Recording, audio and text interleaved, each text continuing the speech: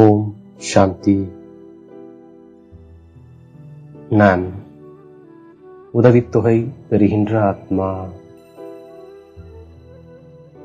நான் சித்திஸ்வரூப ஆத்மா. நான் வார்த்தையில் அன்பும் கட்டுப்பாடோடும் இருக்கும் ஆத்மா. நான் தந்தையின் நினைவில் சதா மகிழ்ச்சியாக இருக்கின்றேன். நான் பழைய தேகத்தின் உணர்வை விடுத்துக்கொண்டே செல்கின்றேன். நான் யோக பலத்தினாலே வாயுமண்டலத்தை தூய்மைப்படுத்தும் சேவை செய்கின்றேன். நான் நினைவு யாத்திரையின் முயற்சி செய்யும் பொழுதே ராஜ்ய திலகம் கிடைத்து விடுகின்றது.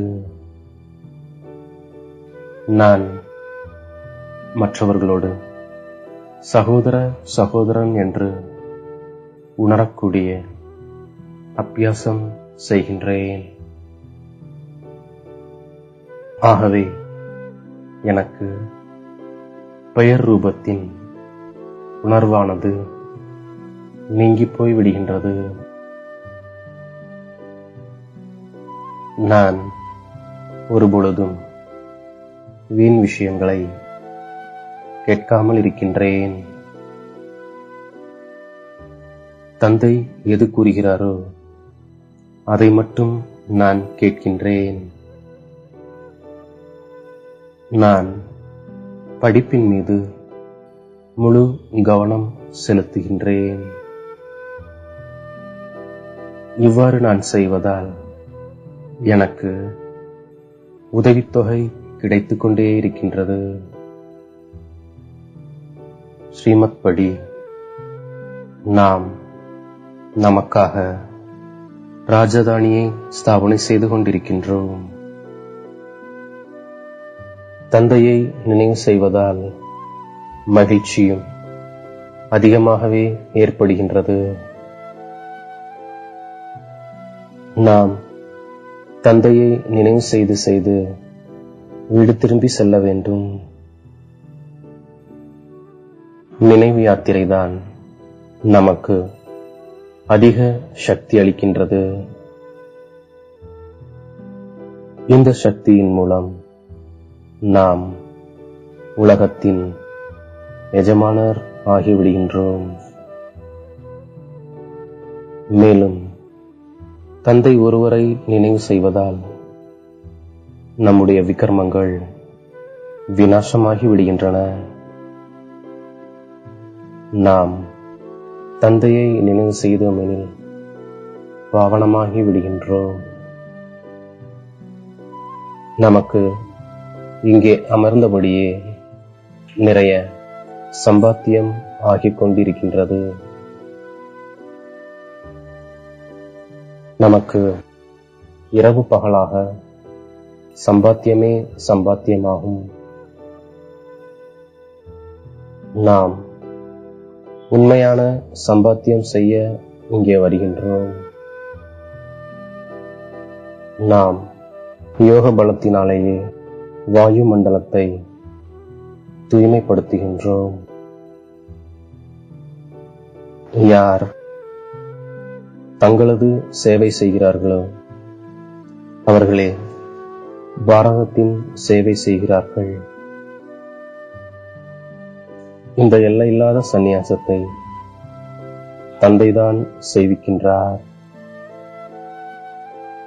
நாம் எந்த அளவு நினைவினுடைய முயற்சி செய்து கொண்டே இருக்கின்றோமோ அந்த அளவு சதோ பிரதானமாக மிக உயர்ந்த நிலைக்கு சென்று கொண்டிருக்கின்றோம். மேலும் நமது மகிழ்ச்சியும் அதிகரித்துக் கொண்டே செல்கின்றது. நம்மிடம் உள்ள துரு எவ்வளவு நீங்கிக் கொண்டு செல்கின்றதோ அந்த அளவு தந்தையிடம் ஈர்ப்பு ஏற்படுகின்றது. ஆசிரியராகவும் சத்குருவாகவும் இருக்கும் நம்முடைய எல்லையில்லாத தந்தையை மிகவும் அன்போடு நாம் நினைவு செய்கின்றோம். நான் தந்தையின் நினைவிலிருந்து மகிழ்ச்சியுடன் உணவை உட்கொண்டேனா என்று பார்க்கின்றேன். முதலில் நாம் அறிவியலியாக இருந்தோம். இப்போது மிகவும் அறிவாளியாக நாம் ஆகிவிட்டோம். நம்முடைய லட்சியம் முதல் தரமாக இருக்கின்றது. இப்போது நமக்கு முன்னேறும் கலையாகும். தந்தையின் ஞானம் மிகவும் இனிமையானது. நாம் யாருக்கும் தெரியாத படை வீரர்கள். மேலும் முழு உலகத்தையும் சொர்க்கமாக ஆக்குகின்றோம். அதனால்தான் நமக்கு இவ்வளவு பூஜை நடைபெறுகின்றது. நமக்கே நாம் திலகமிட்டுக் கொள்கின்றோம். நான் அனைவருக்கும் சாந்திதாமம் மற்றும் சுகதாமத்தின் வழியை கூறிக்கொண்டே இருக்கின்றேன். தந்தை வந்திருப்பதே அனைவருக்கும் அலங்காரம் செய்விக்க மற்றும் வீட்டிற்கு அழைத்து செல்வதற்காகத்தான். தந்தை குழந்தைகளுக்கு எப்பொழுதும் உதவி செய்பவராகவே இருக்கின்றார். யார் தந்தைக்கு உதவி செய்பவராக இருக்கின்றாரோ அவர்களையும் தந்தை அன்புடன் பார்க்கின்றார். யார் அநேகருக்கு வழி கூறுகிறார்களோ தந்தை கூட அவர்களை அதிகமாக நினைவு செய்கின்றார்.